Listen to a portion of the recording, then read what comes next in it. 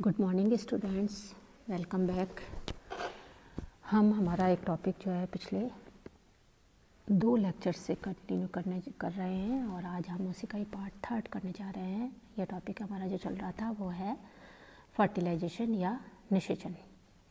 मैं doctor Krishna Mishra, associate professor zoology, सम्राट पृथ्वीराज चौहान, राजकीय महाविद्यालय अजमेर, आप लोगों को डेवलपमेंटल बायोलॉजी यानी कि पेपर 3 जो है वो पढ़ा रही हूँ।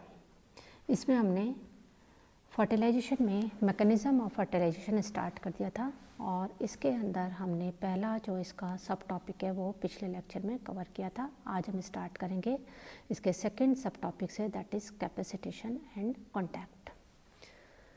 कैपेसिटेशन एंड कॉन्टैक्ट, कैपेसिटेशन यानी कि कैपेसिटी और कॉन्टैक्ट यानी कि संबंध। In some animal species, the spermatozoa they undergo a process which is called as capacitation before they are fully capable of fertilizing an egg of the same species, or the change in spermatozoa which makes it capable of fertilizing the egg has been called capacitation। यानी कि कुछ species ऐसी होती हैं जिनमें कि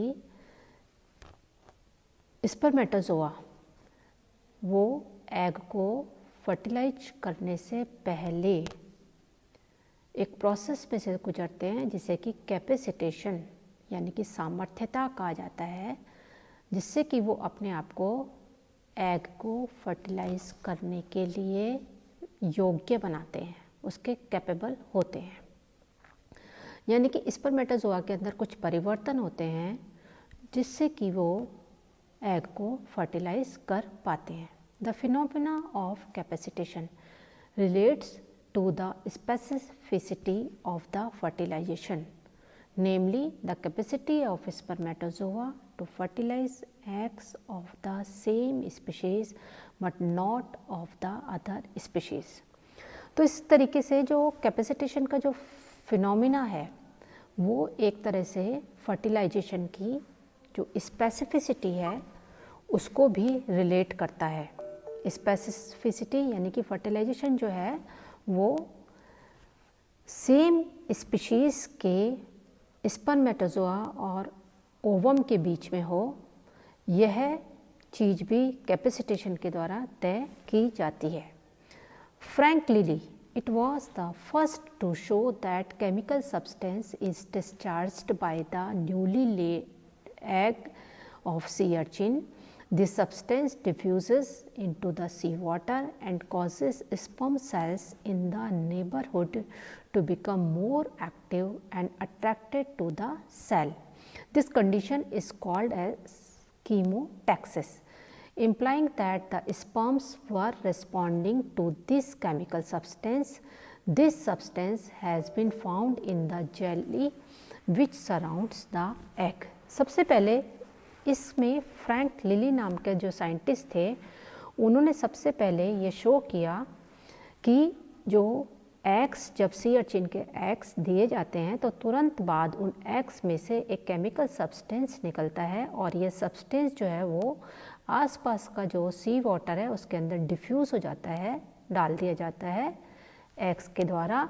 और इसकी वजह से, इस केमिकल सब्सटेंस की वजह से जो उस एरिया में जो स्पर्म सेल्स प्रेजेंट होती हैं वो एक्टिव हो जाती हैं, ज़्यादा एक्टिव हो जाती हैं और वो एग सेल की तरफ अट्रैक्ट होती हैं।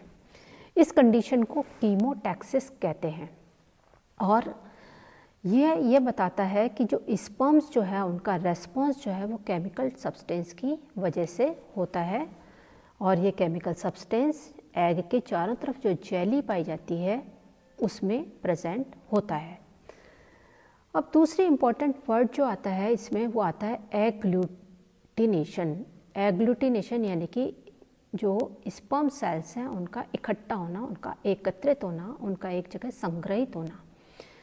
In most animals, it has been observed that in the presence of ripe eggs or even the water in which ripe eggs of the same species have been lying for some time, the spermatozoa adhere to the surface of the egg by its lateral side and even to each other. This reaction is usually visible within a few seconds, and the spermatozoa, they are seen to clump together head to head or less commonly tail to tail. This addition of spermatozoa results in their clumping or agglutination. It depends to a large extent on the environmental conditions. इसमें क्या होता है कि जैसे ही eggs जो हैं वो ripe होते हैं, जिस पानी में वो रहते हैं वहाँ पर स्पर्म्स जो हैं वो आ जाते हैं और वो एक दूसरे से चिपक जाते हैं। स्पर्म जो है सबसे पहले एक दूसरे से चिपकते हैं और जनरली ये हेड टू हेड, यानी कि स्पर्म्स के हेड जो हैं वो एक दूसरे के साथ क्लम्प हो जाते हैं। कभी कभी इनके जो पुच्छ एरियाज जो हैं वो उनके साथ क्लम्प होते हैं, लेकिन अधिकांशतः ये होते हैं इनके जो शीर्ष पोर्शन है, जो हेड पोर्शन है, उसके द्वारा स्पर्म जो है वो एक दूसरे के साथ चिपक जाते हैं।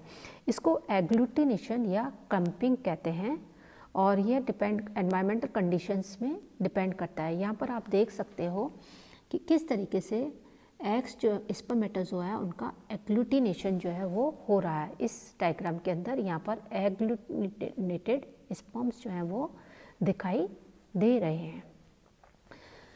नेक्स्ट आता है fertilising and anti fertilising reaction, fertilising and anti fertilising अभिक्रिया। The cause of agglutination of spermatozoa, it was studied by Lilly. He observed that fertilizing and anti-fertilizing, they occur in the eggs and sperms respectively. They are directly involved in the reaction between the egg and the spermatozoa. The main source of fertilizing is the egg itself, and it is located in the plasma membrane of egg. However, in the eggs of sea urchin and other echinodermates, it is produced by the layer of jelly which is surrounding the egg and becomes accumulated in the external gelatinous coat. This fertilization, it is a gel formed of glycoproteins और mucopolysaccharide. क्या होता है fertilising? ये chemical nature यदि हम इसका देखें तो ये ग्लाइकोप्रोटीन होता है या फिर म्यूकोपॉलीसैकेराइड होता है। As a protein it contains a number of amino acid. यदि ये प्रोटीन होता है तो ये इसके अंदर बहुत से अमीनो एसिड्स प्रेजेंट होते हैं, और यदि ये पॉलीसैकेराइड्स होता है तो it includes molecule of one or more monosaccharides. The monosaccharides of glucose, fructose, fucose and galactose, they are esterified by sulfuric acid. तो ये था ये chemical nature of the fertilizing. Both the amino acids and polysaccharides they vary from one species to another, that is why each species it possesses its specific type of fertilizing. The molecules of fertilizings, they are quite large. The molecular weight, it is about 3 lakhs, and each molecule may have more than one active group, so that one fertilizing particle, it may becomes attached to the 2 or more spermatozoa, thus binding them together. तो यानी कि जो fertilizin होता है बहुत बड़ा molecule होता है जिसका मॉलिक्यूलर वेट काफ़ी अधिक होता है, और इसके अंदर एक से अधिक एक्टिव ग्रुप होते हैं, और इन एक्टिव ग्रुप की वजह से एक फर्टिलाइजन का जो मॉलिक्यूल या पार्टिकल होता है वो एक से अधिक स्पर्मेटोजोआ के साथ बाइंडिंग कर देता है। The surface layer of cytoplasm of spermatozoa, that is sperm plasma membrane, it contains another species specific acid protein which is known as anti-fertilizin or anti-fertilizins. The anti-fertilizins, they can be extracted from the spermatozoa by heating, freezing and thawing or acidifying the water. Spermatozoa के अंदर anti fertilizin होता है और यह species specific acid protein होता है। The remarkable peculiarities of the fertilizant and antifertilizants is that they combine in a specific manner, that is, the egg fertilizant of a particular species reacts best with the sperm antifertilizant of the same species. Reaction जो है बहुत ही peculiar होता है same species के fertilising और anti fertilising के बीच में होता है. Reaction between the species which are nearly related to each other are very much weaker. The reaction between fertilizant and antifertilizant, it is very much similar to the reaction between antigen and antibody. In both cases, a chemical lock it is formed between two complementary substances.